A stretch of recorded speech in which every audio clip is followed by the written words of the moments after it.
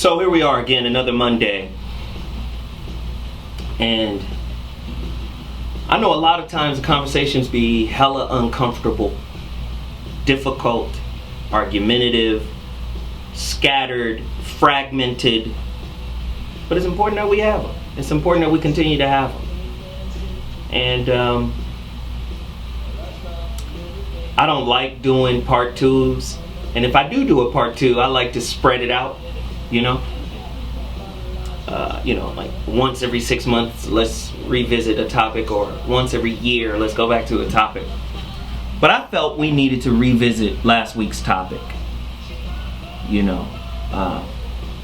It's not our desire to add to the confusion, to add to the problem.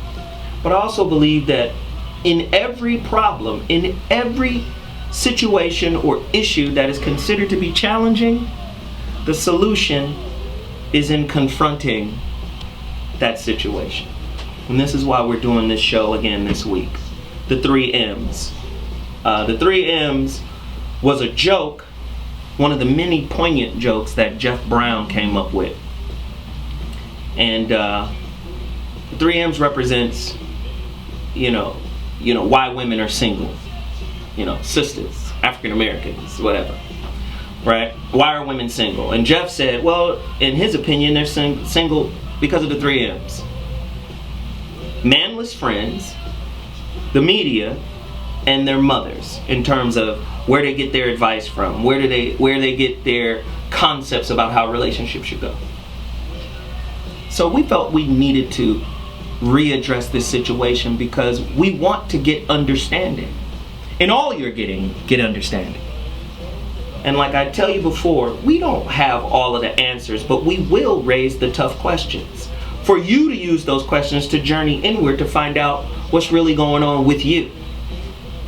So with that said, we're going to hit you in the head again with last week's topic.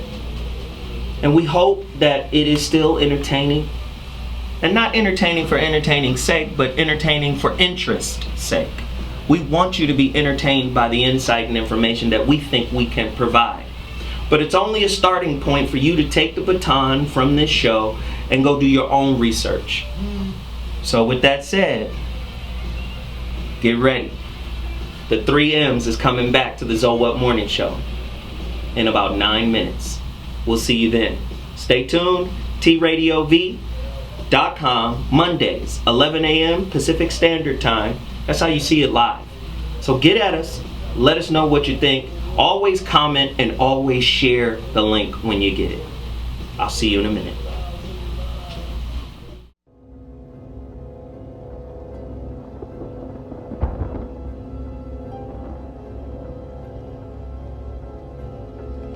Remember, all I'm offering is the truth, nothing more. I'm a relationship hack. Run up and get touched up, suicide. And all of y'all know my style. I excel, can prevail. Run up and get touched up, suicide, that's it. And all of y'all know my style. I excel, can prevail. My name is Nat Turner, I've been on that back burner, cooking for years, watching you make your careers off of my blood and my tears. I'ma teach cause you a slow learner. I am the fear that's been living in your mind for years, the waking giant dire. Millions of people who no longer wish to follow your command, cause we know that you a thief and a liar, we resist your genocide. We will not go quietly into your museums extinct. Nigga, fuck peace, fuck being asleep, fuck sheep, fuck the motherfucking police. Throw your hood in your cell all alone. Throw your hood with Turn your that up a kids little in your bit. home. Throw your hood up. We have always known that we were gods, but we've been under your spell for too long, in jail for too long, in hell for too long, forbidden any knowledge of ourselves for too long. So fuck you, we gon' bang. One set, we gon' clang. One set, we gon' bang. One set, we gon' clang. One set, we gon' bang. One set, we gon' clang. One set, we gon' bang. That's a new One Truth set, record. we gon' clang. My name is Nat Turner, I've been on that back burner, waiting for It's justice. called She One said she Set. wanted me fuck. If I gave her Oh money, my you goodness, know, man. so Truth she is was just reading every false week he's got new before. records. She got her feet And I'm gonna keep playing, I'm gonna keep supporting him. till your feet bleed. We got a lot in the community empowerment right now. A whole lot. So really quickly, The Voice of Reason. You guys know I have another show called The Voice of Reason. The Voice of Reason is returning to a new platform. A huge platform. When I tell you it's big, it's crazy. So I need you guys to do, this is a call to action. I need you to get on your cell phones, whether it be Apple, Samsung, whatever. Go to your app place where you get your apps, App Store, or whatever, and download the Dash Radio app. The Voice of Reason is returning to the Dash Radio platform. Millions of listeners.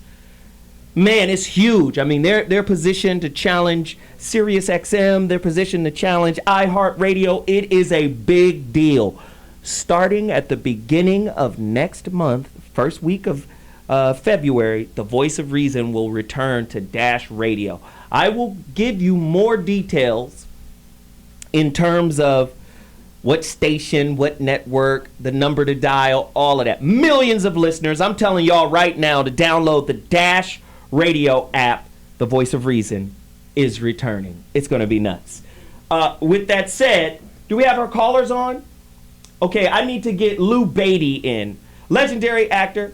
We got Veronica. All right, we'll get Lou Beatty in a second. Veronica Conway, jump in here really quickly. Promote what you got to do, Beck. Yeah, we're doing another business boot camp for February because, I call February Black Mastery Month. So, when the Entrepreneur Boot Camp, which you hosted, we closed a small handful of people, close to about $400,000 worth of business and counting, right, in one day. Wow. And we're going to do it again for February. So, because I like helping entrepreneurs make money. So if people want to come and hang on a virtual boot camp and talk to me about it, they can email me at veronicaconway.com. They have to already be entrepreneurs. They can't be startups. They have to already have a business if they really want to, grow by 10 times, 20 times, 10x, 20x, 100x. So that's how we do it. All righty. Give me the website one more time. It's just email me at veronicaconway.com and put in the subject line Business Bootcamp. There it is. Thank you for calling in. We appreciate it. We got to keep it moving, keep it pushing. Listen, is our guy on? Is our guy legendary actor? He's not. All right, we got to keep pushing then. Y'all see I'm rocking this new shirt, and it's very nice. A sister reached out to me and said, yo, Zoe, I have a gift for you. Her name is Alicia Mullings. I want you to go to aliciamullings.com or aliciamullings.bigcartel.com. She is a fashion designer. And yes, this is Marcus Garvey on this shirt here. This is Marcus Garvey on here, man. It's really fly. Again, I like to promote stuff that has our face in it, that has our narrative in it.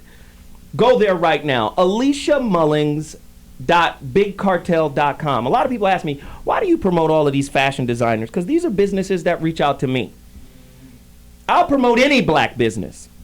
I'll promote anybody that's struggling, that's trying to come up and do something big in the world. I will.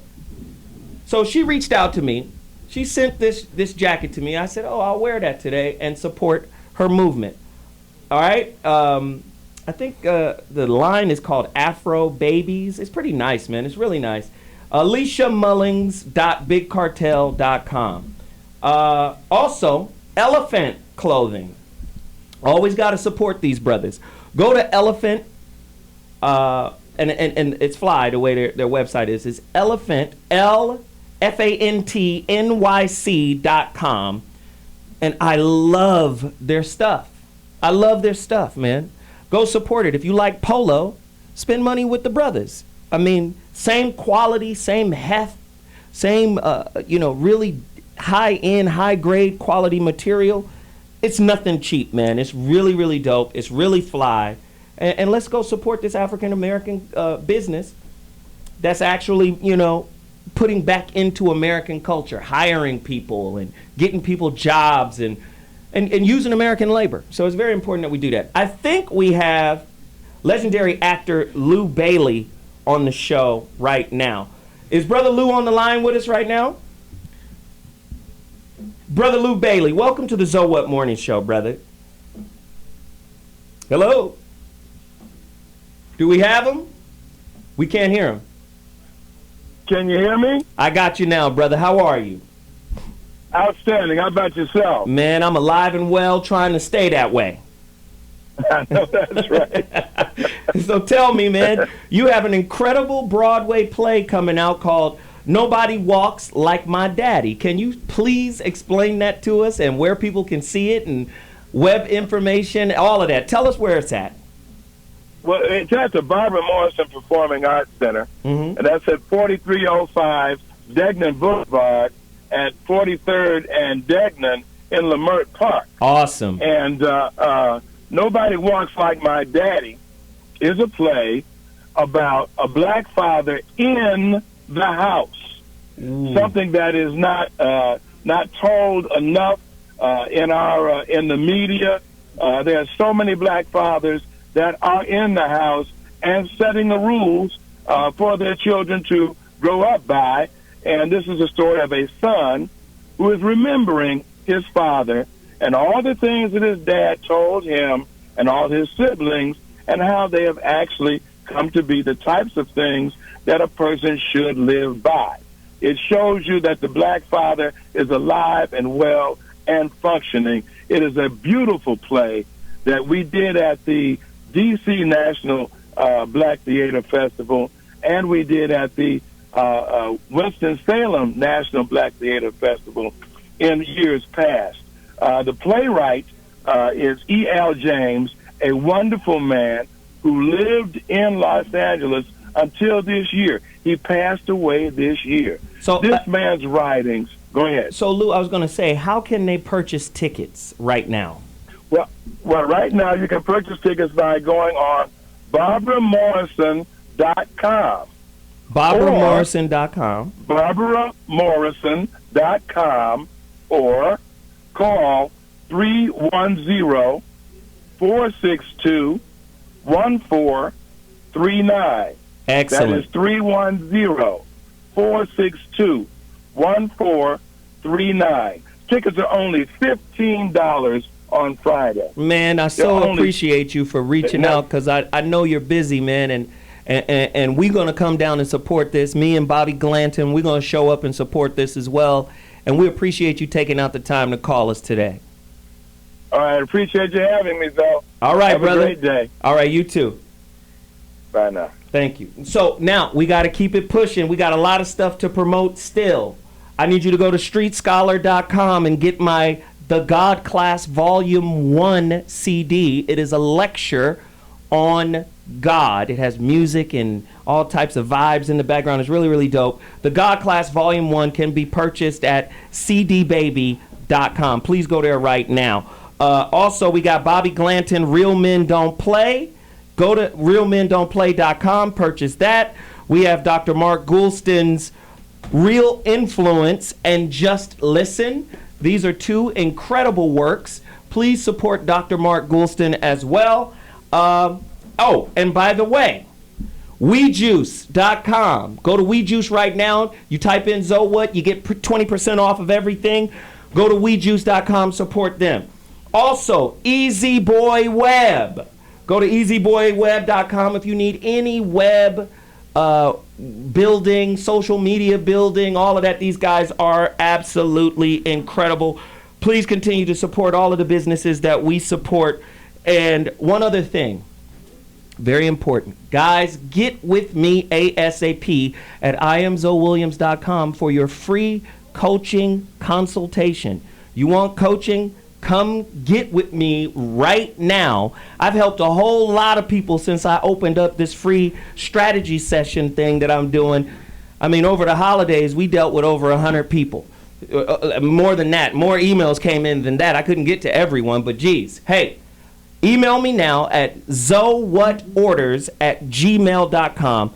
Very, very, very important. Please support that. And you can do that now at IamZoeWilliams.com. Really quickly, over to Dr. G. He has something to support or promote right now. Yeah. If you can show up that thing on the site. I wrote a blog on LinkedIn called "Tweet If You Want a Government of the People, by the People, and for the People." And if you scroll down a little bit, If you reach out to your elected officials or your local newspaper, and you can go to this site, we'll send out a link, and ask them these questions. Who's your constituency? You may have been elected as a Democrat or Republican, but who are the people that you're serving? President Obama is supposed to serve all of us. Second thing is, what was the decision that you just made? And then the third is the killer is, tell me how it is that you decided on that and how that is serving all your constituency.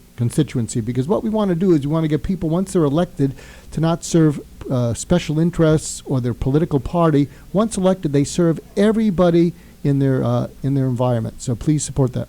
Thank you so much, man. We appreciate it, Dr. G, with that community public service announcement. One final thing.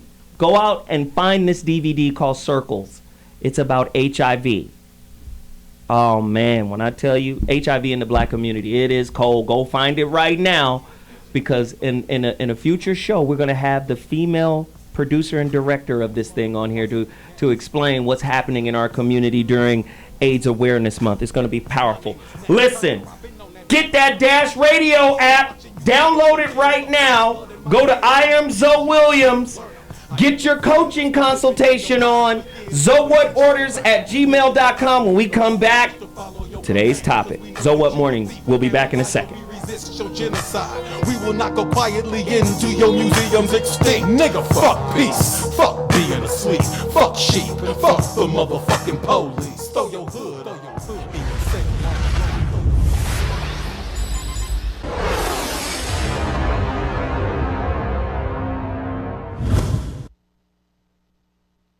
Today, more and more men are choosing not to go to school, not to get a job, and not to get married. If similar numbers of women were doing the same, someone would raise the alarm.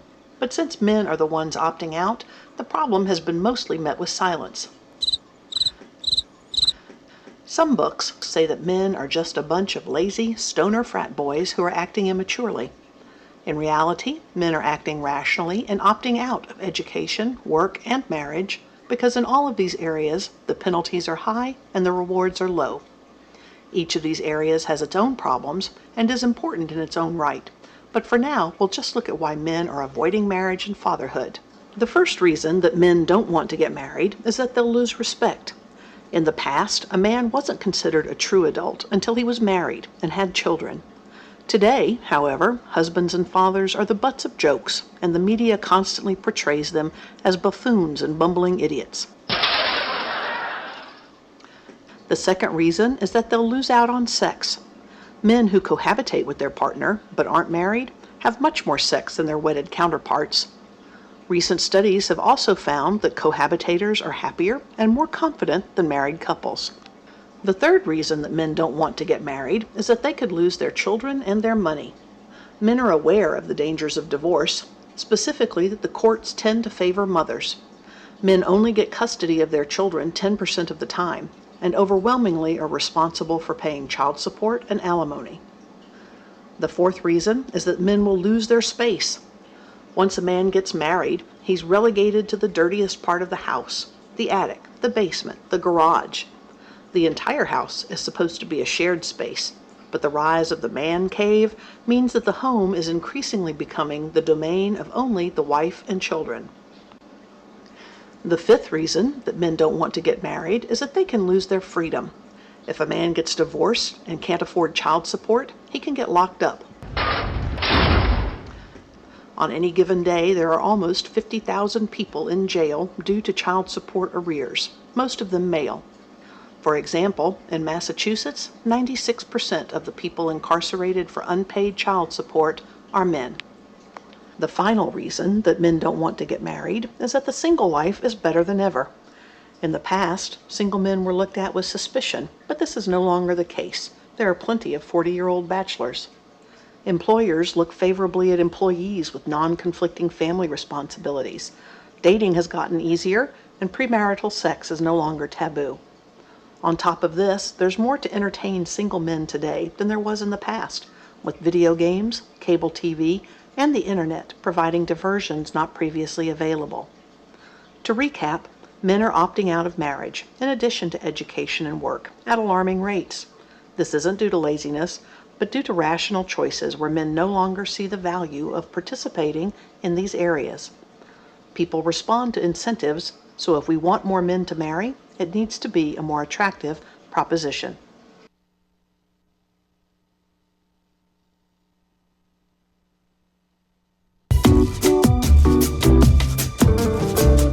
Why is a white guy like me co-hosting a black radio show? I think toxic relationships cause you to take poorer care of yourself. That if you can recognize danger, if you can pause, if you can take some breaths, refocus, and engage, you might be able to dodge a bullet that you're going to send coming towards you. One of the things that men don't get is that often women need to vent first to clear their mind.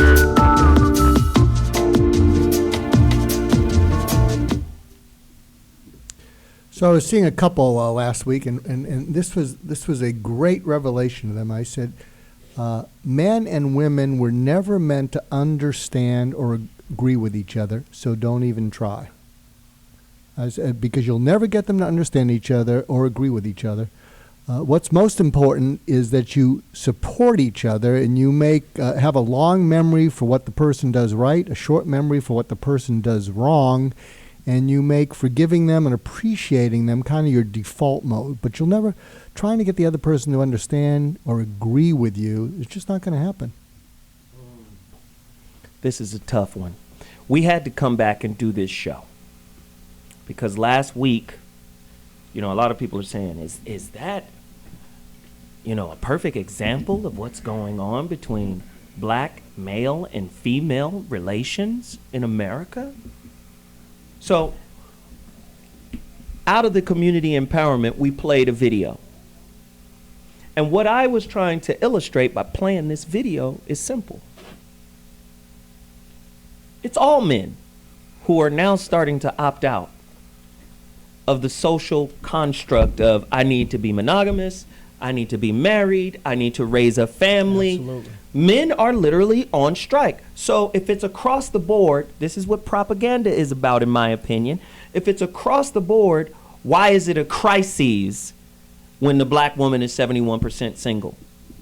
Right? Why is it a crisis? Why is it framed as problematic? If across the board, men in the world are starting to see, going to college, getting married, raising a family, they're seeing it as a bad business deal for the most part. Yeah. It's not just black men, it's men in general. So what happens is the media, who, again, the easiest way to control the people is to make them believe their way is right. Right? So whenever you're right, you gotta have wrong, right? So that's what black and white thinking produces. It produces, I'm right, this is wrong, all the time. There's no perspective in black and white thinking. So with that said, we had to revisit this show because a lot of people were disappointed last week in the performance and not necessarily the performance, but the content of last week's show. They said Zoe is a mastermind. He set it up for, to see women acting crazy and this and that. And I pitted you bitches against one another. but it goes back to our initial point. When America is sick, black folk got leprosy. Pretty much. So we're going to revisit the 3 M's created by Geoff Brown. What are the 3 M's? Your mama, the media, and manless friends. There is another triangle offense. What is it? Creflo Dollar, T.D. Jakes, and Tyler Perry. Woo! Jesus. They come in off the bench when the 3 M's get tired. So you got the coach brings, hey, Tyler, put the dress on. Get out of there. TD, I want you to fill a stadium full of wounded, overweight, middle-aged black women and tell them that if they just bring you 10%, everything will be okay. We got that? Okay, great. Go in, Doc. Do you think that when people get married, and this is for all men, it's a surefire recipe for feeling less than and there's something wrong with you? And when you go out in the No, really. That's That's hilarious, Tom. No. When you go out in the world, you can be very proud, but you got to go home. And when you go home, I'm sure that's why a lot of athletes' marriages fall apart, is because the world adores you, and you go home and you say, you were late to your kid's, PTA meeting. What's your problem? That depends on how you run your house. Let's say more about that. That depends on how you run your house. Because, and trust me, I know a little bit about marriage. I'm on my third. You can't. You got to pick the right person to spend the rest of your life with. First off, I think marriage should be against the law until you're 30. I think so. Yes, so much of this has to do with people getting married too young. I know that was shout out to my first wife. No hard feelings. We were a couple of young fucking idiots. It's a wonder we didn't kill that boy. It's a wonder we didn't kill my first son. We were young and stupid. Okay, nobody gives you classes on this. A marriage license is easier than getting a fishing license. It's just there's so many bullshit expectations that you go into it with. The wedding cake, the picket fence. The more money you spend on a wedding, the less likely you are to stay together. Last week, Lunel and Hope and the young girl, the comedian Chanel that was here. Yeah. They said they deserve the fantasy. That's because I wasn't here. But they represent a section of sisterhood who believe that they deserve the fantasy. But I always go back to say, who wrote the fantasy? Thank you. Who wrote that? Who wrote that? Right? Like, you're in pursuit. And when they did, your ass wasn't in it. But you're in pursuit of an external happiness, hoping that the acquisition of the external happiness will provide some type of internal happiness. Geoff raises a good point about how immature people are. This is a slight tangent, but I'll try and keep it tight. I'm working on a pilot program in Indiana for the prisons and for the jails and for at-risk youth. And the title of the program is Stop and Consider, meaning teach people to stop and consider consequences before they act. Right. So we're going to try and find role models of people who made it in and out of prison and they don't go back to crime. And we're going to make them, why should you stop and consider consequences before you act? But if you don't, then you're hasty, and it's all what you're saying. Yeah. Young people just don't do that. Bobby G? Well, Doc, you've veered into a lane I'm very familiar with. The American program for the last 30 years has been dealing with that prison population with the intent of reconnecting families, but not necessarily in the traditional sense, but the right purpose being it's the right thing to do. As it loops back into the bigger subject matter about whether it's marriage or cohabitating or whatever, however you go in is how you're going to come out. And if you don't have an agenda that's consistent with the nature of your relationship, it don't matter if you're married or living together, it's going to result in a catastrophe. Right. Because you started out with this misconception that you didn't address in the beginning, and it just grows progressively worse. So when we look at the construct of the modern day relationship, we kind of have to go back to, what are we together for? What are we trying to accomplish? And if there isn't a consensus on that, man, it's just a matter of time before it falls apart. But let's drill down into it. When you say, what are we trying to accomplish? Whatever it is a construct that we didn't create. Right. That has to be, we have to acknowledge that as part of the problem. As in, what are we trying to construct with these Legos? Right. Not Lincoln Logs, not the Legos. Because it goes back to the point that the sisters was making last week, and that is, I'm entitled to this fantasy. And it's your job to help provide it. Do you see what I'm saying? It's your job to help me get that. And I'm saying, wait a minute. You have a fantasy that was created by this system that you want me to live up to. This is where your expectations are born from, right? Mm-hmm. But as a black man, if I'm maligned and denigrated in this society, would it not stand to reason that that is not only a faulty desire, but it is also the source of your own unhappiness? Can we speak to that? Geoff? Wow, dude. I am so glad I don't talk to you when I'm high. Man, that is so deep. I think that just as a group of people, women have been sold a bill of goods. I don't think that we're honest about. Man, I was going to put this in the rant. That's the reason that prostitution is illegal. Mm-hmm. Because if it was entirely legal and entirely encouraged, the economy would collapse. It would collapse. Look at how much you don't pay for when you buy a hooker. You don't buy flowers. You don't buy candy. You don't buy dinner. All you buy is gas and rubbers. That's it. You don't buy nothing else. Well, you do buy some kind of food, some type of... That's for you. Oh. I ain't never fed no hoes. I done bought some pussy. I ain't never fed no hoes. I don't feed them hoes.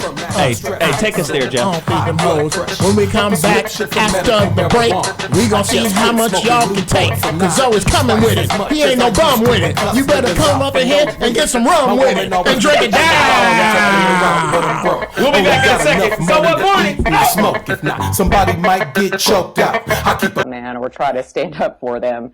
But I think that you're right. I think that there's been a lot of information out there, and there have been a lot of books about men not getting married or going to college. There have been books like Hannah Rawson's End of Men or Manning Up, Kay Heimowitz or Save the Males.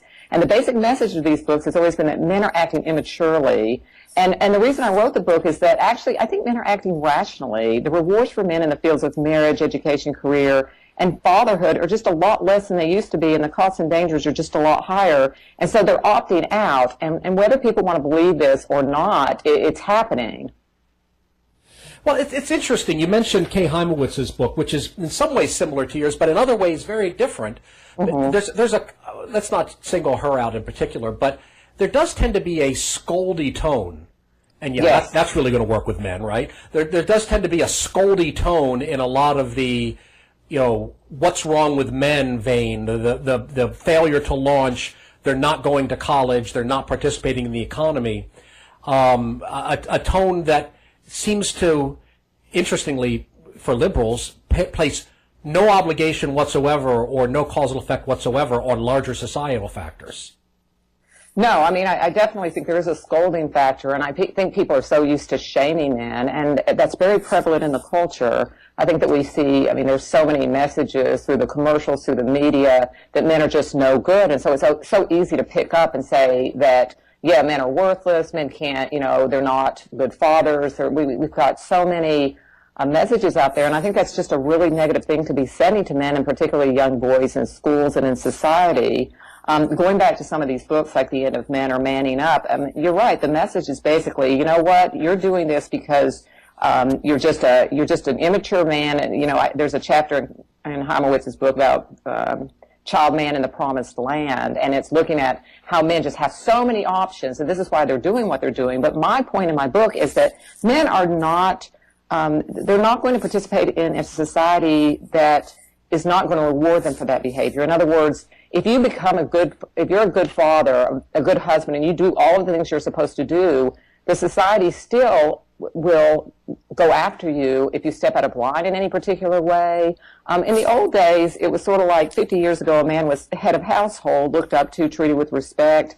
And now a married man in many ways is seen as less of a man, not more of one, and it's doubly so if he has kids. We see the whole, he's no longer Ward Cleaver, he's some schlub. I have a question, just listening to the sister who wrote this book here, Men on Strike.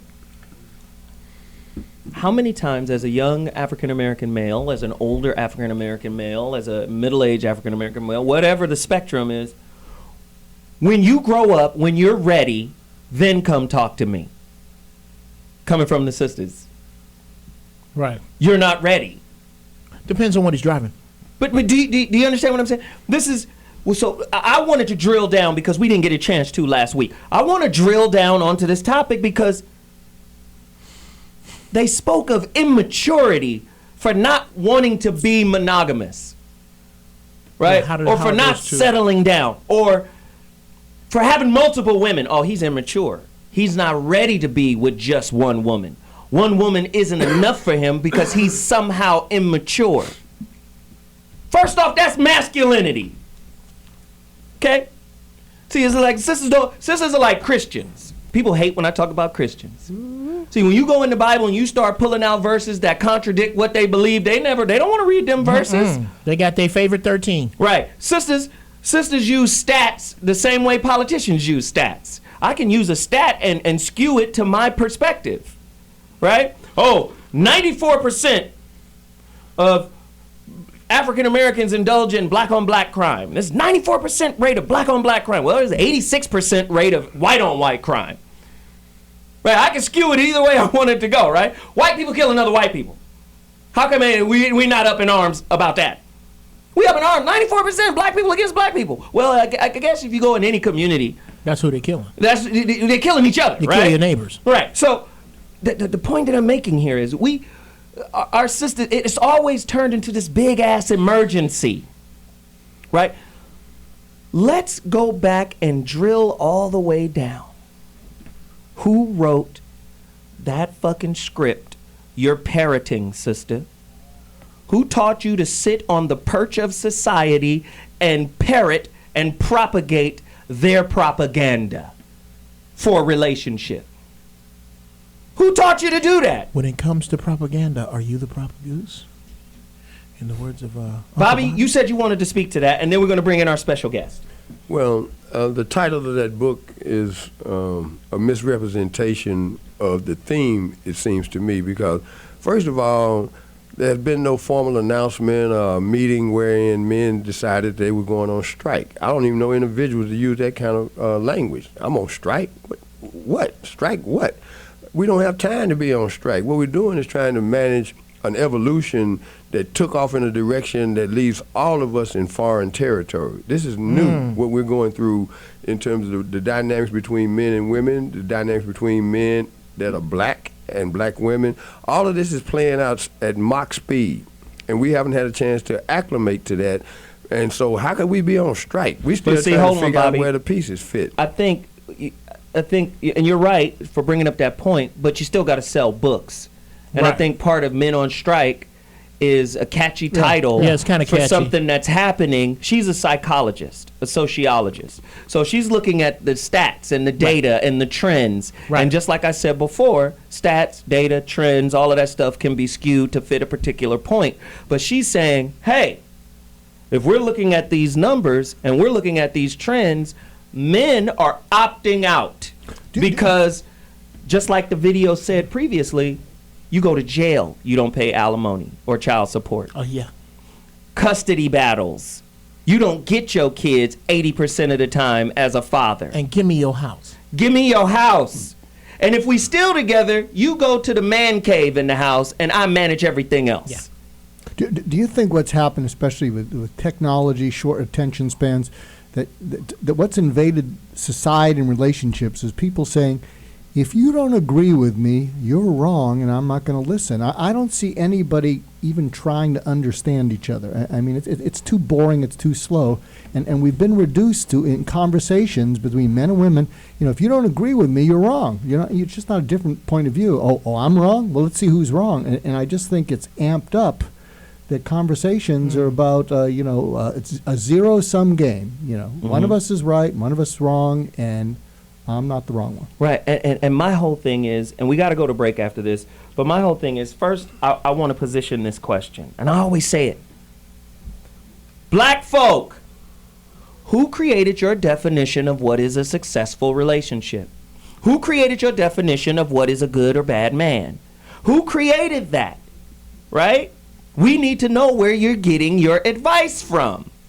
Now, before we go to break, I just want you guys to know we have a sister on the line. When we come back from break, we're going to talk to her. She's an author. Her name is Angela Freeman. She's a unique author dedicated to the advancement of the black community. Her first book is called God's Gift: How to Be a Good Black Woman to a Strong Black Man. Somebody better go cash mob this woman's book. Cash mob her right now. Go get her book right now. She's going to come in and join the conversation when we get back from break. We'll be back in 2.2 seconds. Don't bring me Don't bring me down. Don't bring me down.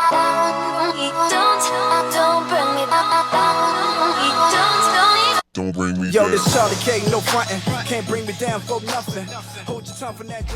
Men are aware of the danger. So we're back. Men. Go ahead. I need you guys to call us right now if you have any comments, or tweet us. You can tweet me at Zoe Williams. I'll read your tweets on the air regarding this topic. The phone line is open, 855-878-4652. It's a tough topic, man, because as a black man, I want an incredibly beautiful, smart, intelligent, spiritually aware, self-aware, self-esteem on full sister. Sorry, I got the last one. I want that, I'm right? sorry. And I think, no disrespect to other women of the world, I think sisters are incredible. I think they're wonderful, and I love them. That's what you want. Yeah. But if we are going to have a relationship, we should have the freedom, the insight, and the creativity to create our own narrative for that relationship. Absolutely. So, with that said, we've got a special guest on the line right now. Author, Sistah is pretty incredible. She came to my attention through a friend, through Veronica Conway. Shout out to Veronica. What's up? And she has a video. Do we have the video? The video about smiling, about the white woman smiling. We got to get that video up. But before we get the video up, let's bring her into the show. Angela Freeman, welcome to the Zoe What Morning Show. How are you doing? Thank you. I'm fine. How are you? I am alive and well. Can we speak to the, oh God, the plague, it's Ebola, it's African American men are in prison, it's scarcity, and sisters, 71% of the children are born out of wedlock, sisters are single. What is going on? Can we speak to the propaganda, fear-mongering of what's going on in our community? Well, that's exactly what it is. It's propaganda. I've never had a problem finding a good black man, so I don't know where that's coming from. I think that we have a problem, number one, not really understanding or knowing how to be good black women, and understanding that once we become good black women, we will demand more out of our man. We will inspire more out of our man, because men basically do what we allow them to do. And Angela, when we raise our standards, men will work to get to those standards. Walk with me here. I agree with you, but walk with me. Let's go back and say sisters demanding. That's the only thing that I disagree. And it's just a matter of, it might be considered a matter of semantics, right? I think the good woman does not demand, but she commands without being pushy and without force. A good woman does not have to demand her man to do something. When she's good in heart, when she's good in spirit, when she's good in intention, that goodness commands and compels the brother to be better. Yeah. It inspires him to be more. Because, and like I said, this might be semantics, and maybe you can help me and give me more context, sister. But I believe when somebody is demanding of something, they are bereft of what they're demanding. They don't have it. That's just like African Americans demanding diversity in movies or demanding equal rights. We don't have it, so we demand it. When we command something, it comes to us virtually effortless because we get who we are. Do you agree or disagree, sister? It depends on what point you're talking about. Once you have somebody, do I believe in demanding this or demanding that? No. But when you are looking for somebody, you have got to have a set of expectations, and you have to stick to that. You know, if you don't want somebody who has 8 children by 15 babies' mamas, you need to have those set of standards, and that's something that you need to stick to. So when I say demanding, that is more before the relationship starts. You have to be clear about what you're willing to take and what you will not take. Absolutely. And then Bobby. Good to have you on. I think commanding, and you said, I think a big word is you have to have standards, and I think people command the room when you know what they stand for, what they'll stand up for, and what they'll stand up against. Good stuff. And what you stand for can't be about your own personal selfish needs. When you stand for something, if you stand for the relationship or you stand for the future of your children and you stand up for it and fight for it, I think that commands respect. When you start demanding stuff, it's more like it's your own personal agenda, which triggers the other person to come back with their own personal agenda. Right, and that's a good point. And then Bobby? Language is critical, at least having a working consensus when you start using phrases like demand. As Doc just mentioned, there's a difference and a distinction between an expectation and a demand. And a dear friend of mine told me something that has worked in my life, and that is that which you seek purely in your heart is also seeking you. So you don't have to demand something. Roomy. Yes, that's roomy. It becomes an attraction. So if your expectation is a good man and you true to that, you ain't gonna feel right trying to demand something. If you do, that ain't the cat.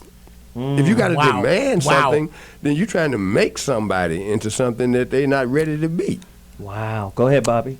Jeff. Let's put a little algebra on that. Let's flip that around. Here we go. Ladies, if you're with a dude when you first get with him, and he, by social definition, ain't shit, wastes his time, stay on the couch, monster at Xbox, horrible at job search, and 6 months later, he is still that dude, it's you. It's you. Okay. You saying she didn't raise him? I am saying no. I am saying. What are you saying? I am saying that if he can't, no. If you, good cooter is supposed to make you want to be great. Okay. If he can still. What? Yes, I'm saying. It has to be more than cooter. No. Okay. Well. Okay. It starts there. But if your energy does not make him want to be great, if that dude can still, in your presence, in your wonderful presence, be horrible, it's you. You need to have you should have tattooed over your navel, condemned area below. No, I'm not saying I disagree. Let me just say it another way. If that's what you got, that's who you are. Exactly. Right? Exactly. If that's what you got, that's who you are. It's not him. And not in a negative sense. It's not him alone. Because a lot of times we'll make that negative. I think that's who you are in that moment. Okay. And he represents your curriculum for getting better. Do you understand? No. This is what I mean. He represents your curriculum. If you attracted this man, there's something about yourself getting better. You need to learn in order to attract a different kind of man. Because relationship is school. Yeah. And the reflection you receive from your partner is the curriculum you use for self-knowledge and getting better. You need him to graduate from him. But most sisters don't understand that. So when we say, I just picked the wrong one. No, you got the one you deserved because that's who you are. Sister Angela, can you speak to that phenomena? Definitely. And let me also clarify that when I'm speaking, I'm not speaking from just an individualistic perspective. We're talking about community. The community has a problem, and the community has to solve it. So when I say demand, I'm not saying, okay, you have to do this for me, blah, blah, blah. That's not what I'm saying. But if you look at any African cultures, indigenous cultures, we have a set of standards, we have rules. And when everybody enforces those rules, that's when the men actually step up and do what they're supposed to do. So that's actually what I was speaking about. But definitely, that's one of the biggest parts of my book is knowing what you need in a man, not just settling for anything. A lot of times women will settle for anything and then they want to complain about it. No, you asked for it, you got it, you deal with it. And when you elevate yourself and become a better woman and require a man to be better before you get with him. That's why I say I think beautiful. That's why I say I think it's a semantic thing, because in my perspective, you don't have to settle. There is no settling because you get what you are. There is no settling. You're going to find yourself settling if you yourself didn't write the narrative or the standard that you're holding somebody to.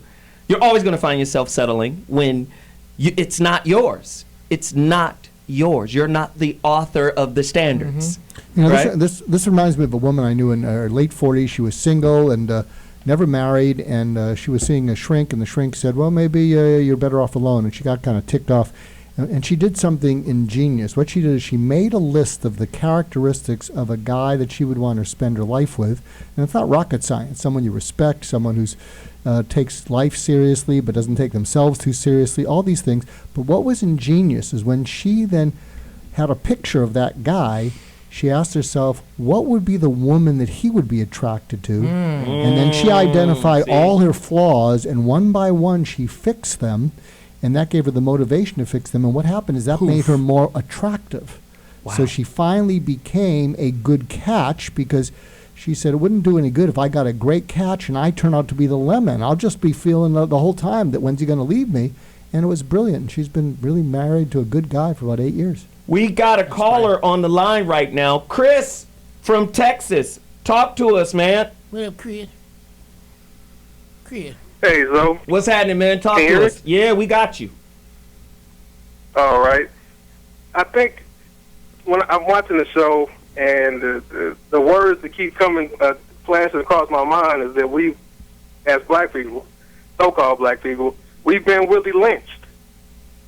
And that conditioning from the root of, from us even coming over here and losing those customs, traditions, that foundation of family, I mean, until we decide to come back and look at the word community, commune and unity, until we commune together and establish collective standards, but and not just individual. I think that's the issue. We're looking at this as individually, these are my standards, and this we need to have communal standards as black people that we all can live by. So when you seeing your neighbor out of order, you can check it. Chris, you can you hear me? Out of order in other relationships, you can check it. Which Chris, I know you're not big on the Bible, but that is something that the Bible. Hey, Chris, can you hear me, Chris?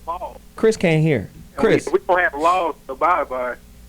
Chris, hello. As a community, we're gonna be in trouble. Hello, Chris, you just talking. You can't hear, brother. You can't hear me.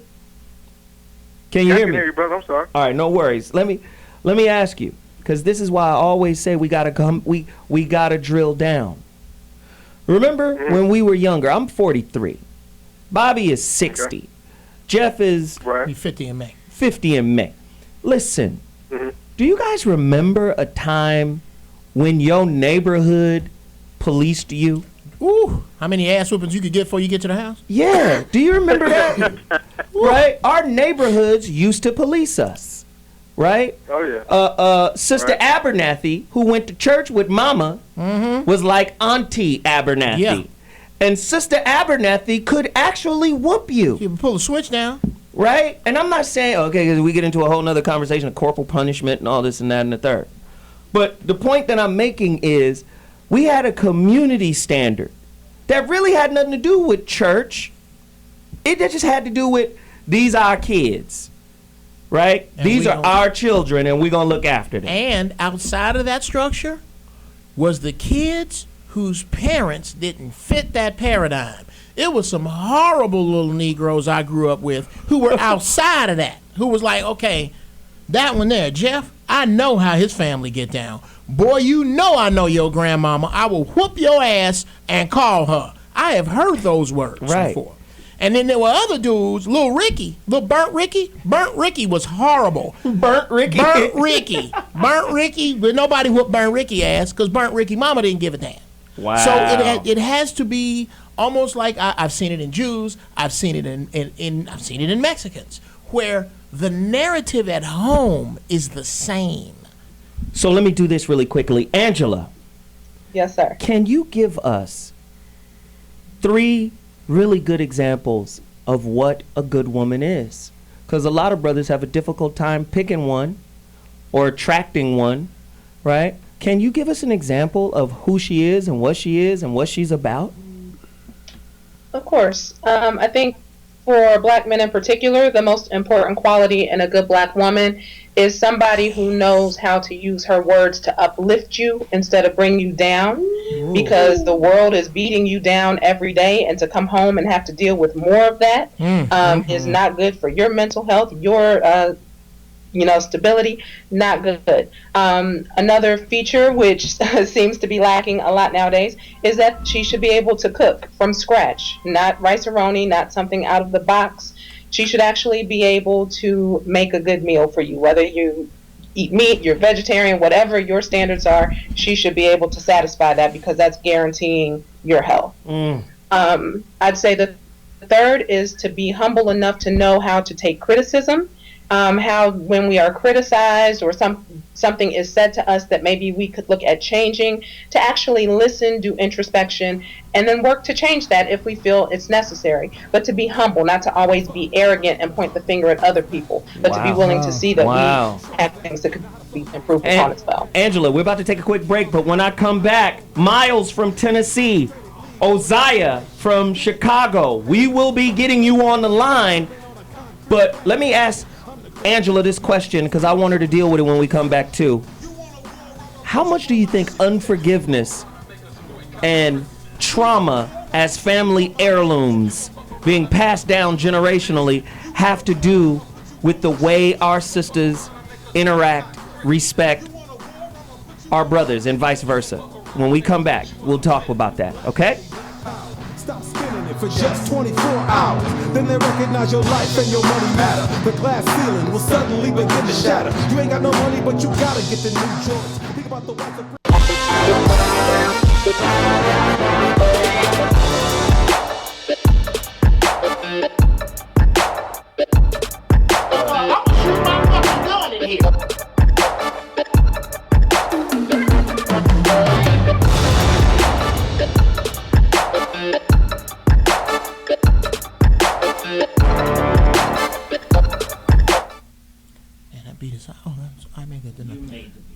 didn't I? I think one of the big problems is using love as a standard. Stop calling love the standard. Oh, this person did this because they love me. This person you don't love me, you beat me up. You don't love me, you cheat on me. Love is only as good as its giver. Every person's version of love is different. You can't tell me Ike Turner didn't love Tina. His love just come with a left hook. What does the person's love come with? A lot of people love you. Just they love got shit floating in it. If you want that kind of love, then you got to ask yourself why you're attracting that kind of love. What's the difference between the love you deserve and the love you think you deserve? What's the difference between the love you deserve and the love you get, or the love you give? What appears in your life is what you set your compass for. You've set your compass for some bullshit. So a lot of you are setting your compass because you're grabbing. You got grandma's compass, you got society's compass, and that compass is set to hit a lighthouse. Set your own compass. Ugh. Find your own standard. Pick your own love. I love it. That almost made sense, Geoff, as opposed to usual almost. rants. It was close. Was it close? It was real close. That missed sense by just inches. That's hilarious. Hey, but Geoff makes a great point about the variation of love. Right? First off, a standard is a condition. That's what a standard is. It is a condition. This is why we have conditional forgiveness. I always tell people love is not alone, neither is forgiveness. Right? You're forgiven contingent upon you changing this, you doing this. No, it's impossible. I want everybody to go look up a book, right? The Prophet by Khalil Gibran. And there's a piece in there on love. First off, the highest level of love is unconditional, so your standards be damned. Your standards be damned. Most of you are unaware that your standards were born out of trauma anyway. Your standards are armor. And if you don't understand where your standards came from, and you don't understand who the author of those standards are, then those standards could potentially become a prison that protects wounds. And this is how hurt become heirlooms in our families. I'm just saying. That has to be considered. Angela? Yes, sir? We got some callers, but I want you to speak to that we talked about going into break. Do you remember the question? You were speaking about unforgiveness in families and how that affects us? Yeah, affects our relationships, affects our choices, magnetizes choices to us. Talk to us about that. Well, I'm not one that necessarily believes that forgiveness is always mandatory for healing. I think people heal in different ways. True. It depends on what the situation is. But I think that the biggest problem that we have that is bred into us from our families, especially amongst black women and black men as well, is sexual abuse and the damage that that's done and how that makes us look at each other. I don't think that that's been dealt with adequately, and I think that's one of the biggest issues that we have right now. That's a hell of a point right there. Good stuff. Bobby, you got something? You know, she mentioned forgiveness, and words are so powerful, especially when there's not a consensus about what they mean. And I appreciate, different forms of opinion, but we all came in this world alone. We're going to leave out of here alone, and it's very important that we create our own narrative and then govern ourselves accordingly. And I'm trying to tie that into the subject matter because I really don't care what other people think when it comes to what I want out of my life. And I do believe that there's a certain amount of attraction to that because as long as I'm consistent with that, I'll be able to define not only who I am, but the kind of people I want to associate with. Miles from Tennessee, you're on the line right now, brother. Let's talk. Zoe What Morning Show live, 855-878-4652 is the number to dial. Get at us on Twitter, at Zoe Williams. Tweet me your comments right now. I'm going to read those off. And also, if you want to talk to us, the lines are wide open, 855-878-4652. We got Miles from Tennessee. Talk to me, Miles. Hi, Zoe. I was calling in. I've been a fan of your show since I was 18. I wanted to, Geoff said something that was profound and I wanted to know. He was talking about the woman who has a person that sits on there, a man that sits on the couch for like 6 months or so.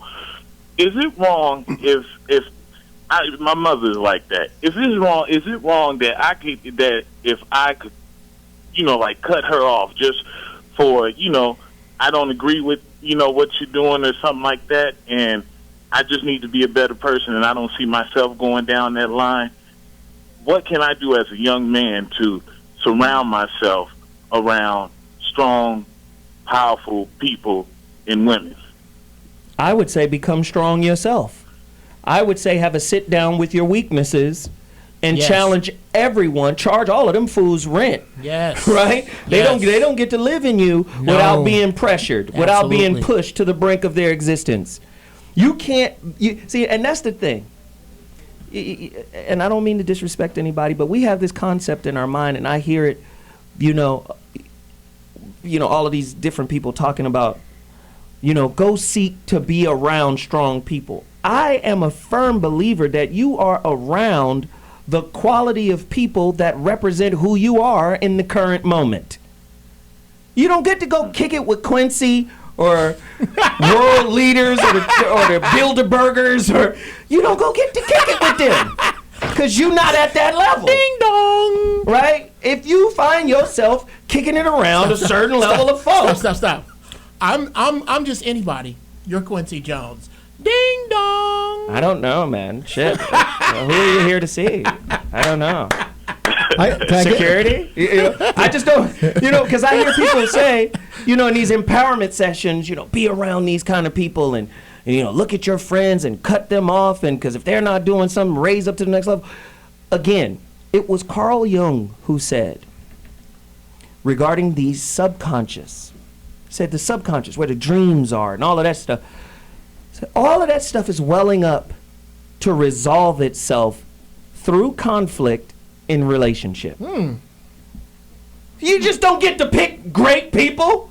You got to resolve the weaknesses in you before you can create, before you can, you can go gamble at that table. Great people. Can I give him a tip? Give him a tip, and then Bobby. Quick tip. Identify 3 people that you respect who care about you. And go up to them, and there's something a friend of mine said, focus on the future, that no one's messed up instead of what's already happened. And when you say to those people that you respect, you say, I'd like your help with something. Going forward, what is something that I need to do consistently that's observable that will increase everybody, including your respect for me?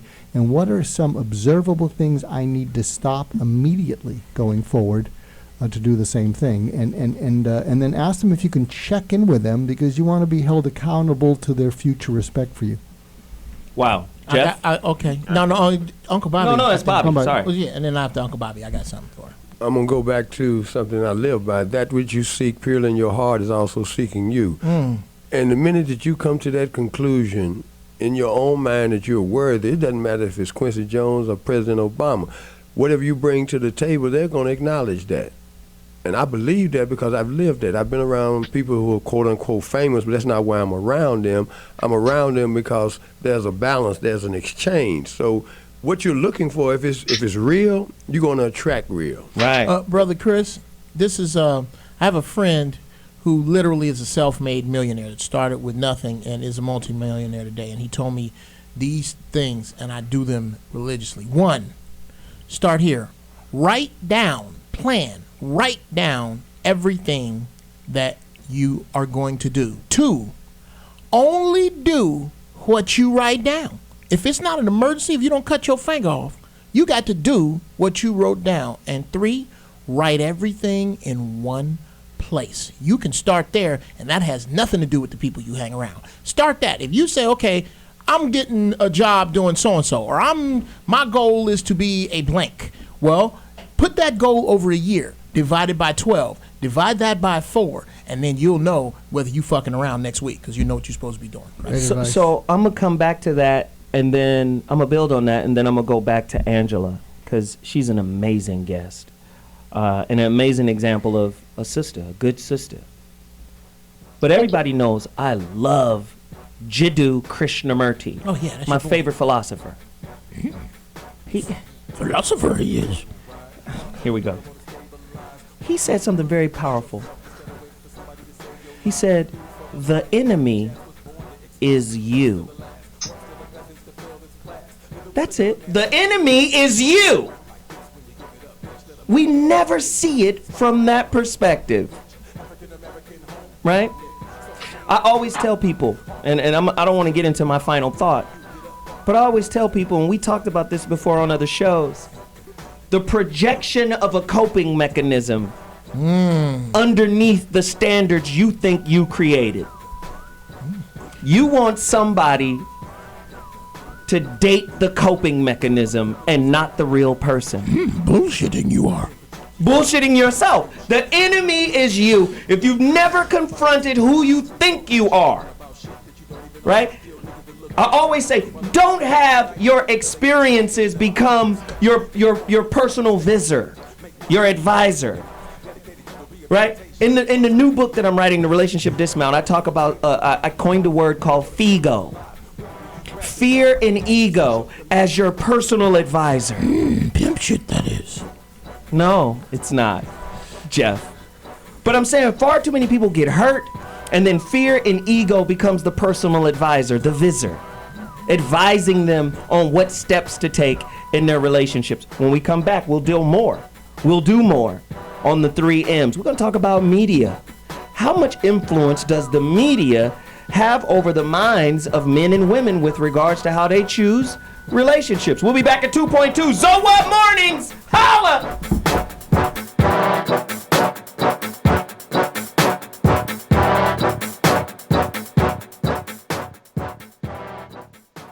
Hello there, listening audience. This is Michael Cross here with another episode of Unlock the Door Radio, where we follow those precepts that were taught by Benjamin Franklin so long ago. And you know what those were?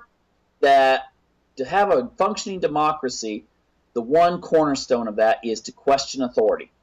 Now, questioning authority, speaking of which, our guest tonight, she's got a blog, very strong YouTube presence, lots of videos in which, oh my gosh, she questions authority, because nowadays, if you want to talk about feminism and you want to talk about issues relating to gender, if you question the feminist, you are bucking the system. It's institutionalized, not just in North America, but even more so in Western Europe. Our guest tonight is none other than Karen Strongen. Is that how you pronounce it? Strong. Strong. Okay. It's those Scots. They add in all kinds of superfluous letters. So. Yeah. Is that Irish or German?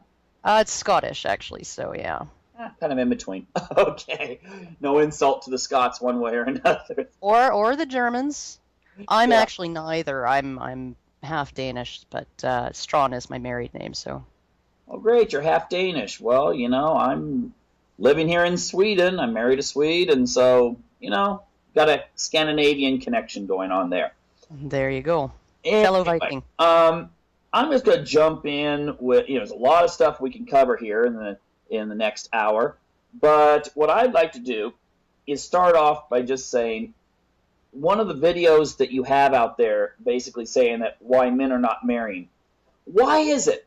Why is it that I talk to so many women who are in their 20s and they're frustrated. They're like going, I want to, I'm hitting 25, 26, 27, and I'd like to find someone in a relationship, settle down, and start a family. I'm not getting any younger, the biological clock.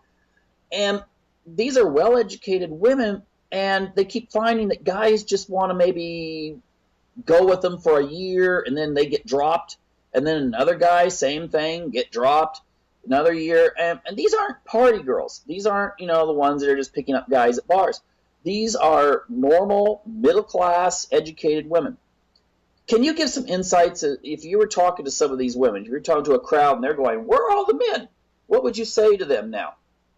I would say, it's a huge amount of things that contribute to this issue, and one of them is that the younger a man is, the more interested he tends to be, just on average, in getting married. And I think it peaks at 22 or 23, and then after that, it starts to decline. And so, and oddly enough, the older a woman gets, the more I guess you'd almost say desperate they are to get hitched, right? So you're looking at these almost like ships passing in the night as far as timing goes. If women really aren't looking at settling down, getting married, having kids until they're 25, 26, or even 30, the men in their age cohort they're just not interested in that anymore in a lot of cases. And another thing is that women outnumber men in post-secondary education now, I think all over the West.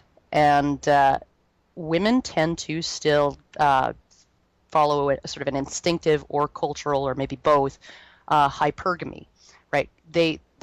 When they marry laterally across class or up, as far as education, income, social status, right?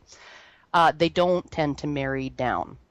Mm-hmm. And so when you have 60% of college-educated people are women and 40% are men, you're just going to have a real difference in the, men are willing to marry down. Men have married down for centuries, economically and socially.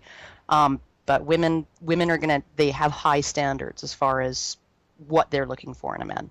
Okay, so it's like, just to illustrate this for the listeners, it's sort of like a woman doctor will date a male doctor, but she probably Do you see what's going on? Cannot speak to that. I'm trying to speak to something here. We got somebody. We've got to go back to Angela, and then Geoff, you can clear that up for us. Angela. Yes, sir. I really appreciate you today. Your Absolutely. voice, your energy, your knowledge, your insight. It has been an absolute treat. I don't know what you look like, but girl, you got a fine voice. Ooh. Okay. Thank you. Geoff, that's Geoff Brown. Here we go.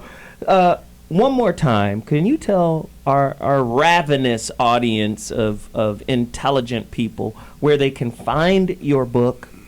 And after you tell them where they can find your book and how to support it and do all of that, please give us some tips on your way out. More tips of what men should be looking, more tips on what sisters should be looking for within themselves and within a mate.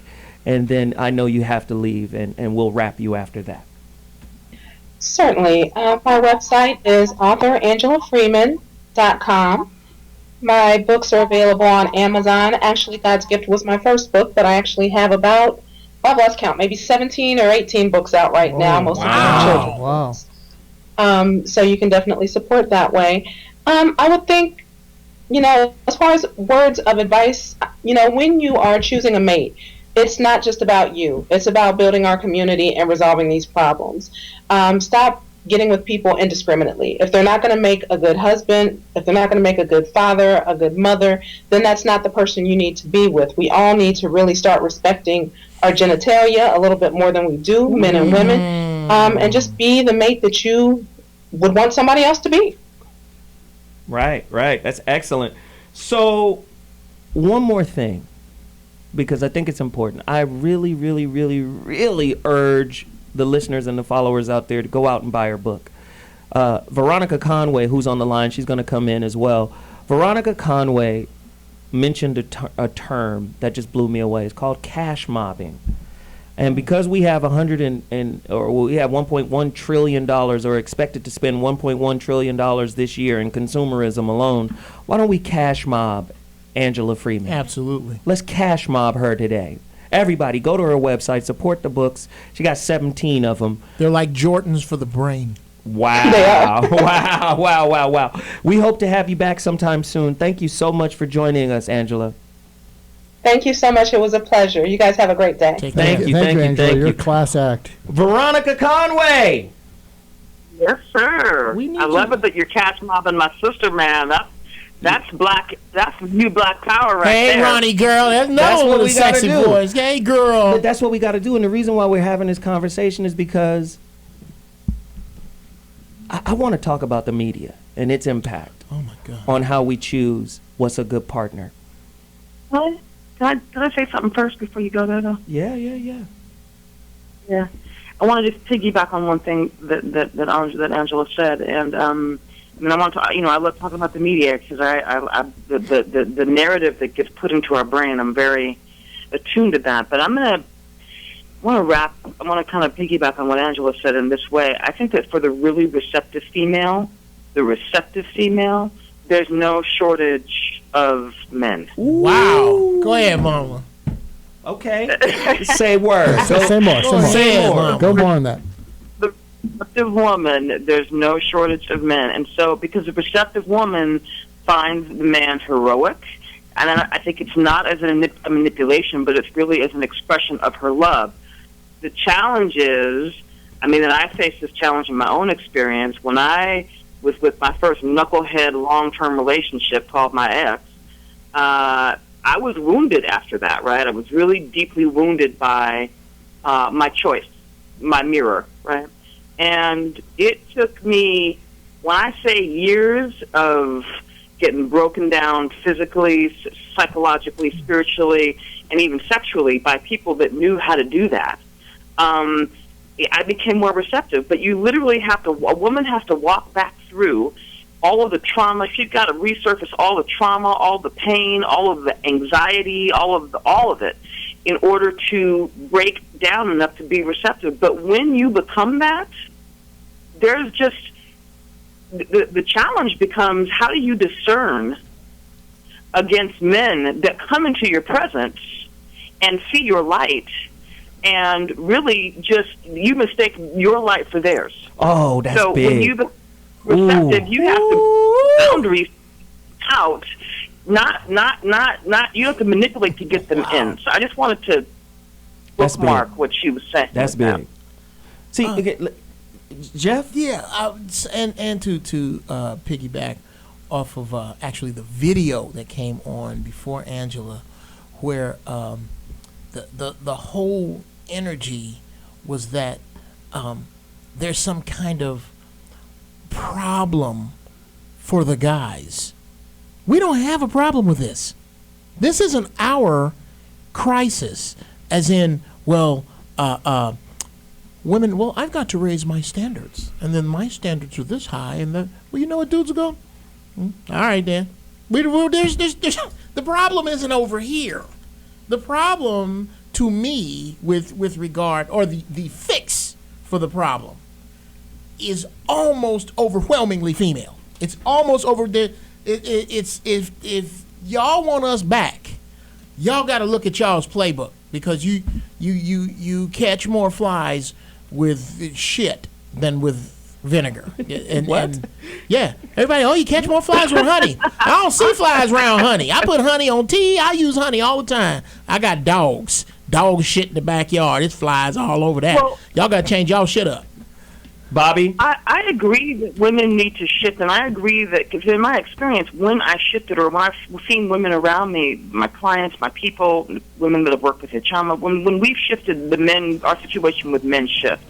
So it's not, so I agree. Absolutely. It's part of our, but it is the community's issue. In other words, we are in this ball of wax together. Oh, yeah. And if we don't find a way to collaborate and take some sort of joint responsibility and have a joint vision, the whole ship goes down. We will be in a world of hurt. Oh, yeah, well, I agree with that. All I'm saying is that it's the Titanic, and the iceberg has hit on the woman's side.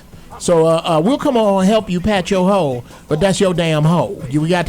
We need to get there. We need to get there. That a great much of this has been made, has been created, has been perpetuated from the media's end for y'all. And when we get back, my man Zoe will elaborate on that, as will my Uncle Bobby. Are you? No, you're not napping. He's gonna. Yeah, he's gonna. Are you? I thought he was napping. I thought he's out. He's like, I ain't dealing with this damn shit. We will be back in 2 minutes. When the sun breaks through, I promise you that you will address me as God, like my father before me, God like my ancestors, God like my peers. I keep coming, God like my brothers and sisters, God like my mother, existing for millions. Cornell Alexander is a wanted man tonight. The state of Michigan is demanding he pay thousands of dollars or go to prison. And it's all because of a child support case that has spiraled out of control. And as 7 Action News reporter Kim Russell reports, it's a case with a bizarre twist, because everybody agrees the kid is not his. I feel like I'm standing in front of a brick wall with nowhere to go. Cornell Alexander is forever haunted by the big news he got in 1991 during a traffic stop in Detroit. You're a deadbeat dad, the cop said. You're a wanted man. You're coming with me. I knew I didn't have a child, so I was kind of blown back. Blown back and locked up. Cornell was arrested for failing to pay almost $70,000 in child support. The state said he fathered a child in 1987 and had ignored a court order to pay up. It was the first Cornell had heard of it. And when you were telling them in court that it was not my child, he told me it was too late to get a DNA. But he did anyway, and the test proved Cornell was not the dad. Still, a judge was unmoved. She told me that regardless to the fact of what the DNA say, because I didn't contact her 24 years ago, it's gonna stick. Case closed, I gotta pay for the baby. What the court focused on was this. Records show Cornell ignored a court order of the paternity case in the late 1980s. Action News pieced that chain of events together. Here's what we found.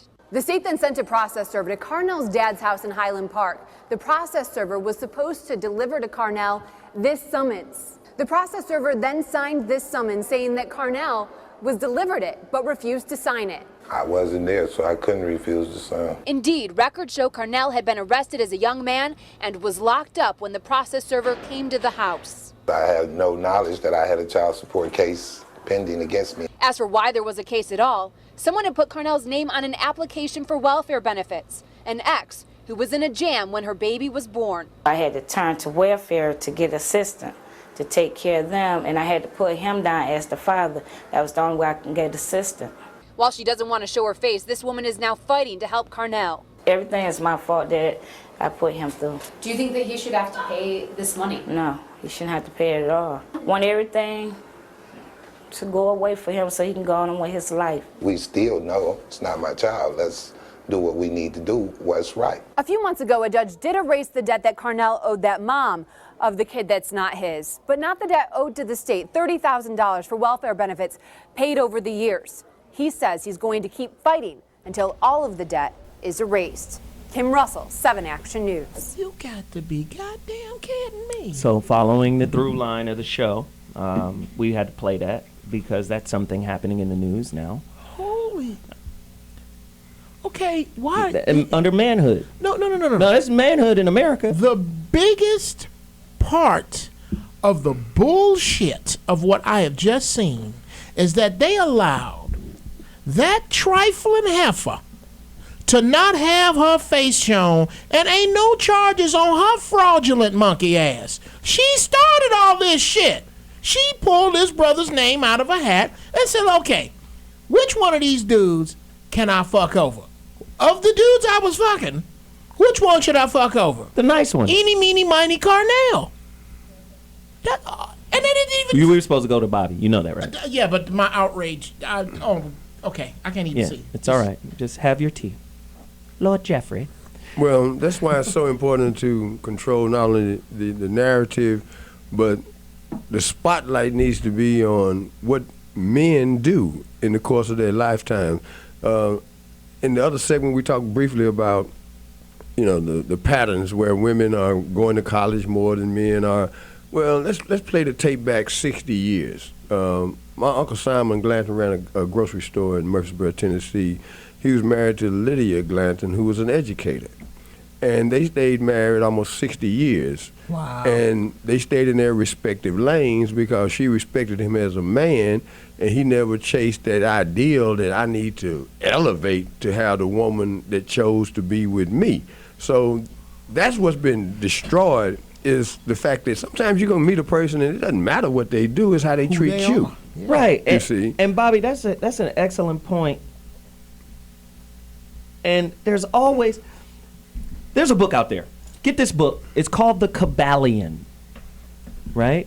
Kyballion, The Kabbalion, the 7 Hermetic principles, written by the 3 initiatives, or the 3 initiates, right? I don't give a damn what you tell me. You done been to prison. No, Don't nobody else read like this. No, just stop.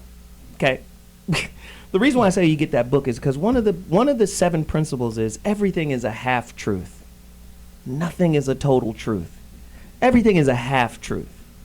So with that said, this is how you govern and control and manipulate people, religions, and the half truth in our political system is, oh, he's a Democrat. Well, no, he's a Republican. So they have their own truths, right? So everything is fragmented and then polarized. Half truth, right and wrong at the same time. What does that mean? What does that mean? This is how we get manipulated. You're coming at me too fast. Okay, I got it. Okay, go. Had to buffer. All right. No, but I'm just saying, when it comes to, women are the number one students and the best education and the most educated and that's the standard. Well, if that's the case, would it also imply that women, and now when we start doing the stats, they're saying African American women are the number one educated female, number one educated gender, more than white men, more than white women. There are more sisters in college, graduating from college, than anybody. So here's the half truth. The part of the truth that's good is, oh, wow, you're number one. Yeah. But the other truth is, would that then mean you're number one in debt? Right? When we start talking about student loans, and as soon as you walk off that damn podium after getting that paper, that's a receipt. You're drowning in the debt that it took for you to even get that degree. So do you understand? No, so watch how debt works. Debt forces you into the economy. I got to pay this shit off. So watch how this plays on your relationships. Well, I need somebody to help me. And if he isn't at the educational level or the debt level I'm at, he's not a good man. Bobby? You can have more degrees than a thermometer and not be able to find your way. Good stuff, Bobby. And not be able to find your way out of a one-room apartment with an exit sign over the door. Ooh. So what happens when we get this thing twisted all out of shape, and people define relationships based on these false narratives? You end up chasing an illusion, because I know more brothers, and not just brothers, men in general, who have not finished college, who have made enough money to burn up a wet dog. Because they concentrate on making money. You can't get them kind of phrases without going down south. You got to be them from phrases Murfreesboro. ain't in Vancouver. They ain't in Africa. No. They are down south. Got I was enough money. raised by all of that right there. Got enough money to burn up a wet dog. Who has ever tried to set a wet dog on fire? You know what? I've had enough of this goddamn dog running out here and tracking shit in the house. Somebody, I don't give a shit if he wet. Okay, what we gonna burn him with? Well, we had a newspaper. Goddamn it. Uncle Charles got enough money. Throw the money at the enough money. Roll him in some of the charcoal. Roll that boy in 20s. I'm gonna set that boy on fire. Finish the thought, Bobby. It's just a matter of, common sense is really not that common, because, people, they look at these commercials. I seen one of them the other day where they was talking about, if you get a college degree, chances are you're going to earn more money than a person that didn't go to college. But like you said, they didn't put in there that you're going to spend most of that money repaying them for the education. Right. Half-truths. That follows you to the grave. Yes. Half-truths. I know a lot of cats, man, that work with their hands. I've been working with contractors for 30 years, man. And these guys, man, they make money. If you get a journeyman card, you are recession-proof, because you can go anywhere they building in the world. That's it. Wow. Barbers license to print money. But see, this is why it comes back to the half-truth. The sister who wrote Men on Strike is speaking about a portion of the whole truth, right? If you go to the Department of Justice, or if you go to any of the statistical surveys that the United States present, it's pro-marriage. Pro-marriage means integration into an economy. A household is an economy. And what guarantees, or not necessarily guarantees, but what betters your chances of integrating into the economy? College education. I think what all of us have to focus on, especially young people coming up, is buying hoes and adopting kids. Buying hoes and adopting kids is wow. Is project yourself a year, several years, and kind of the results you want. So before you go to college, look at the job market. Look at what they're hiring. Yeah, and as opposed to getting something that you can't get a job with. And really focus on the end result, and it's kind of like what Geoff was saying before, and then break it down. From 3 years from now, imagine 3 years from now, life is good. Well, what the hell does that look like? Do a 360 of relationships, your health, your job, your career, and get real specific. Be able to see it, and then break it down. By year, break it down by month, break it down by week. That's awesome. And then just do that. But a lot of people don't do that because they see it as things that are supposed to fit into their lives, as opposed to things that are to be thought through. The only thing that Americans hate more than planning is thinking. Wow. Okay. As we go out to break, also realize that most businesses at their fundamental state is a solution to a problem. Think about solving problems if you're trying to make some money.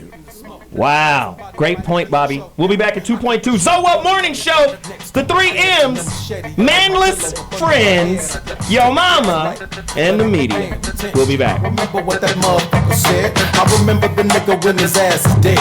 I been putting something to that head, saying talk now. Is you really ready to walk that walk now? I'm going home tonight, fuck what you say.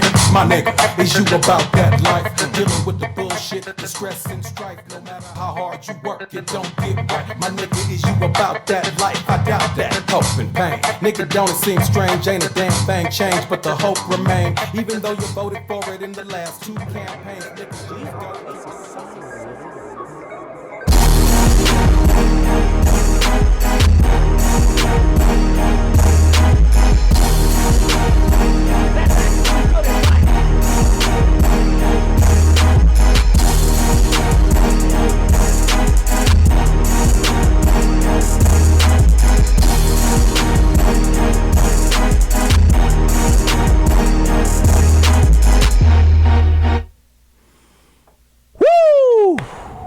Great show, guys.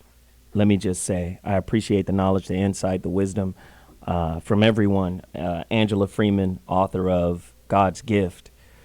You know, she was great. Bobby G, old school, down south, way down south wisdom right there. Dr. Mark Goulston, you know, insight, wisdom, information. And of course, Geoff. I mean, it's funny, it's long-winded, it's irritating, but it's insightful. And I'm deeply appreciative. Following the through line, black relationships are sick because we're fed a steady diet of someone else's narrative, right? And we continuously consume it. Everything about black life in America is a coping mechanism. Let's just think about it. Massa gave you fat back and hog mogs. You turned it into soul food.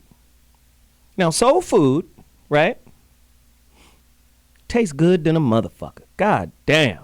Soul food is delicious, but it's not good for you in large quantities. We turned death into a delicacy, right? Right? Let's keep going with the coping mechanism. Jim Crow. What did Jim Crow and slavery and all that stuff birth? Oh, wow. It birthed the blues. Bobby knows about the blues. It birthed that. Birthed rhythm and blues. Like an artistic form of music came from it. More than one. Right? The blues. From the blues comes jazz. From jazz, hip hop. Right? R&B. Everything in black America comes from a coping mechanism, right? We're slaves from Africa, some of us. We get here, even religion is a coping mechanism. Damn, I'm Muslim. Damn, I'm Yoruba. I don't speak Arabic. I don't speak Ile Ife. I don't speak Ifa. I don't, right? The language of those people. I don't speak Swahili. I don't speak it, right? But this is what we're going to do when we get together.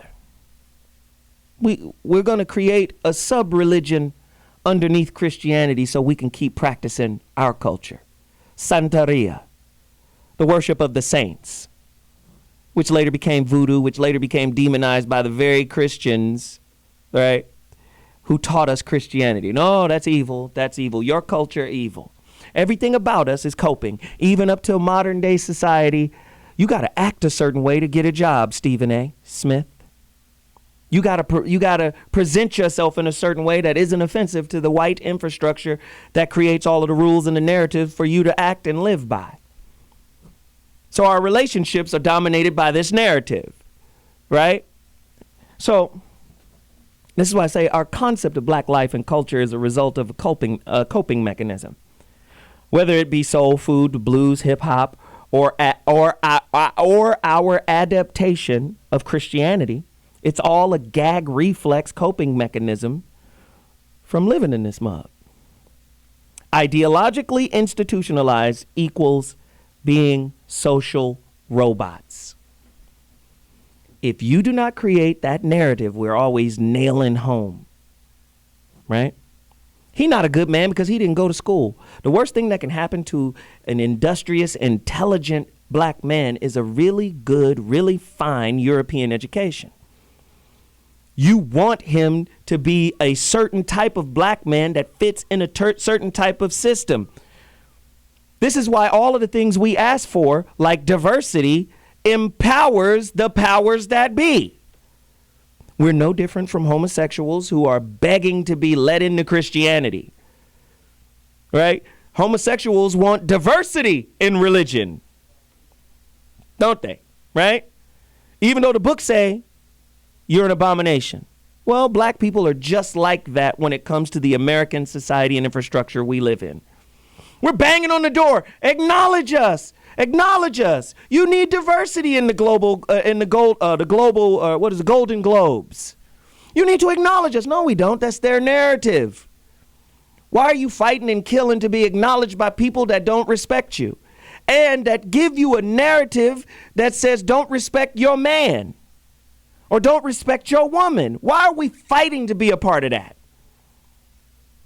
And when we say write your own, you go back to the default narrative that someone who doesn't value you gave you as a point of reference for what is right.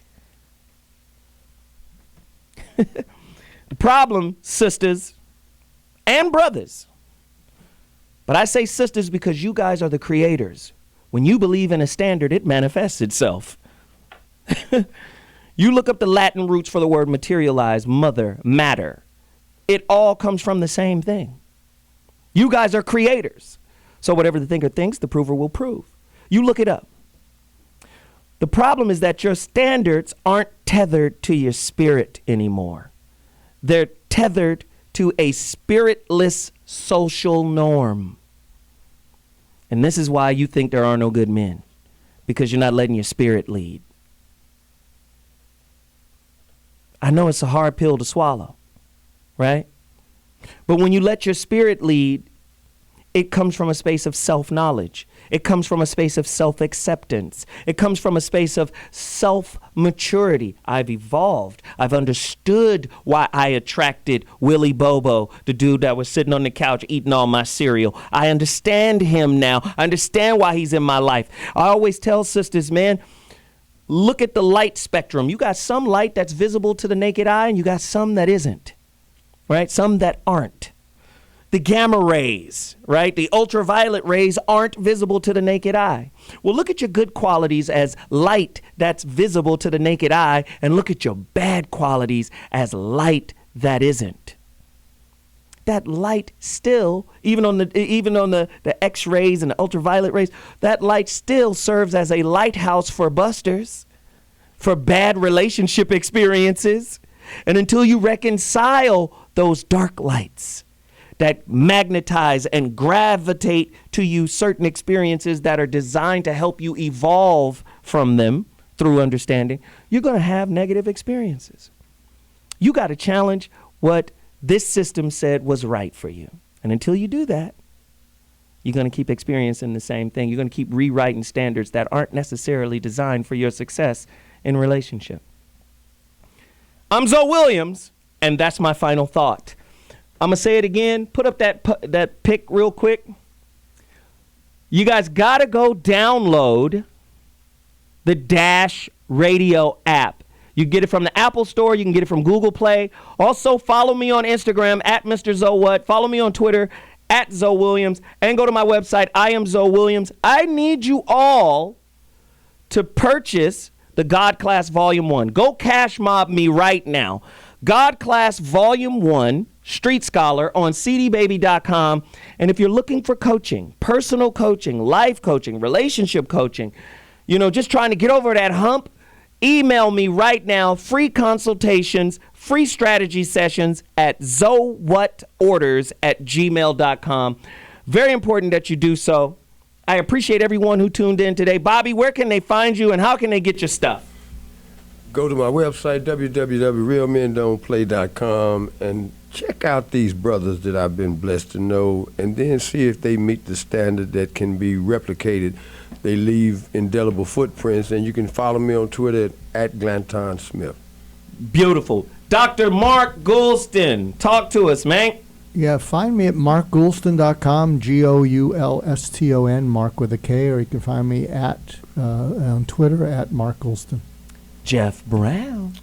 Go to MIPTAGS, MIPTAGS.com, and you can find all my stuff there. This Friday, I will be at a place I don't remember because I got the gig last night while I was high. So go to MIPTAGS.com and it'll tell you where I'm going to be. Oh, one other thing, via skinscience.com. Please support Rita G, via skinscience.com.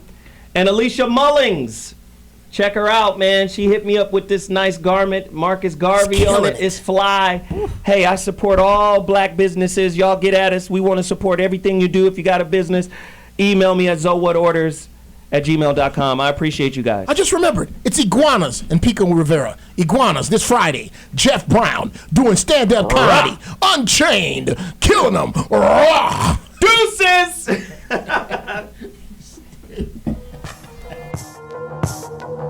You thought it was a motherfucking game. My name is Nat Turner, I've been on that back burner, cooking for years, watching you make your careers off of my blood and my tears. I'ma teach cause you a slow learner. I am the fear that's been living in your mind for years, the waking giant. I am millions of people who no longer wish to follow your command, cause we know that you a thief and a liar. We resist your genocide. We will not go quietly into your museums extinct. Nigga, fuck peace, fuck being asleep, fuck sheep, fuck the motherfucking police. Throw your hood in your cell all alone. Throw your hood with your kids in your home. Throw your hood. We have always known that we were gods, but we've been under your spell for too long, in jail for too long, in hell for too long, forbidden any knowledge of ourselves for too long. So fuck you. We gon' bang one set, we gon' claim one set, we gon' bang one set, we gon' claim one set, we gon' bang one set, we gon' claim one set. You are watching T Radio Me, Radio MTV.